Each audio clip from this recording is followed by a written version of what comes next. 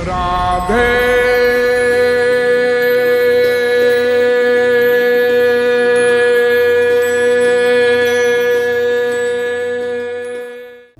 एक बार मीराबाई जब वृंदावन आई, एक बाबा जी के यहाँ गई।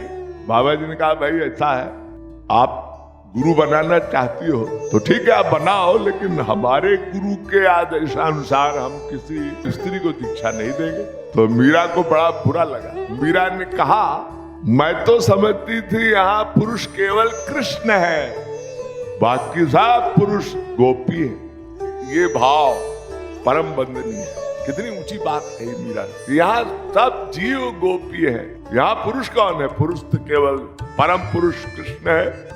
तो वृंदावन में उपासना गोपी देह में ही हो सकती है। आप कहेंगे ये तो बड़ी अटपटी बात आप कह रहे हैं। जी यथार्थ कह रहा हूं। अगर आपको श्री कृष्ण भक्ति का एक बिंदु भी प्राप्त करना है, बिना इस भाव के इस वृंदावन में आपको माधुर्य भाव का लेश लवलेश मात्र भी नहीं प्राप्त हो। महारसिकों के सिद्धांत की पुष्टि कर रहा हूं। और ये सिद्धांत हमारे गुरुदेव का भी है। ये भोले भाले लोग बातें बनाते हैं, लेकिन अगर गंभीरता से हमारे गुरुदेव के सिद्धांत को कोई फॉलो करे तो सब गोपी हैं, सब गोपी हैं। बिना स्त्री देह के महाराष्ट्र में भी प्रवेश शंकर भगवान को नहीं मिला। और की क्या बात, भगवान शंकर को भी शंकरी गोपी बन के आना पड़ा था। ये कौतुक की बात तो ही। महाराष्ट्र में प्रवेश निषेध था। शंकर भगवान आए, ललिता संगीन रोक जाए, बाबा कहाँ जा रहे हैं?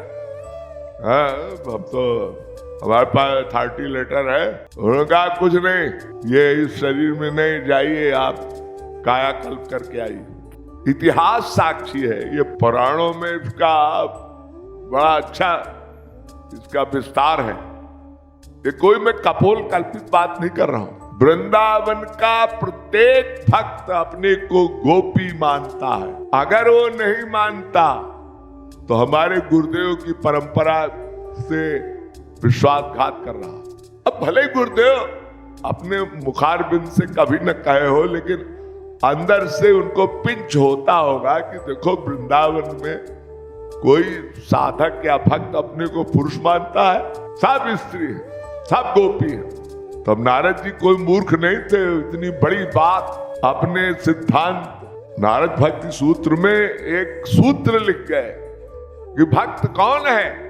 माधुर्य भाव का भक्त ही भक्त है। भक्ति कैसे करनी चाहिए? किसी ने प्रश्न किया नारद जी से, तो नारद जी ने कहा, यथा ब्रज गोपिका नाम। अब नारद जी कोई अरे गहरे थे क्या?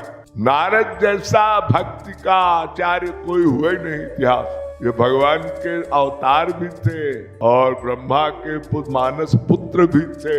इनका सिद्धांत अकाट्य है, यथा ब्रज गोपिका नाम। भक्ति तो गोपियों वाली होती है। और फिर माधुर्य भाव में बिना गोपी देख के आप श्री कृष्ण को प्रियतम कैसे माने? श्री कृष्ण को प्रियतम तभी मानेंगे जो अपने को गोपी माने, स्त्री मानेंगे। अपने को पुरुष मानेंगे तो भगवान से माधुर्य भाव में तो प्रेम नहीं कर सकते आप। एक साइकोलॉजिकल बात मैं कर रहा हूं, मनोवैज्ञानिक तथ्य है। ये स्वीकार करना ही पड़ेगा कि वृंदावन का प्रत्येक साधक, चाहे गौरांग महाप्रभु रूप गोस्वामी परंपरा में हो, चाहे हमारे गुरुदेव की परंपरा में हो। गुरुदेव तो गौरांग महाप्रभु और रसिक शिरोमणि ही तो थे। तो उस परंपरा का पोषण करते हुए ये आप लोग गांठ बांध लीजिए कि आप पुरुष है नहीं, तो पुरुष वाला व्यवहार भी आपको करने की आज्ञा नहीं है। अगर आप गुरुदेव को वास्तव में उनका प्रेम प्राप्त करना चाहते हैं तब। और ऐसे मटर गश्ती में तो वृंदावन बहुत लोग आते हैं। तो गोपी भाव, बिना गोपी भाव के पुरुष हो स्त्री हो, कदाचित भगवत प्रेम का, श्री कृष्ण प्रेम का लवलेश मात्र भी नहीं प्राप्त हो सकता। ये आप गांठ बांध लीजिए। गोपी भाव से इंद्रिय मन बुद्धि के द्वारा भगवान श्री कृष्ण के रस का पान करने वाला भक्त ही, साधक ही गोपी कहलाता है। तो कहने का भाव ये, वृंदावन में गोपी भाव से भगवान के नाम लीलादि में अपने मन को लगाना होगा। श्री कृष्ण को प्रियतम मान के ही उनको प्यार करना होगा, उनकी भक्ति करनी होगी, तब बात बनने की आशा रखिए।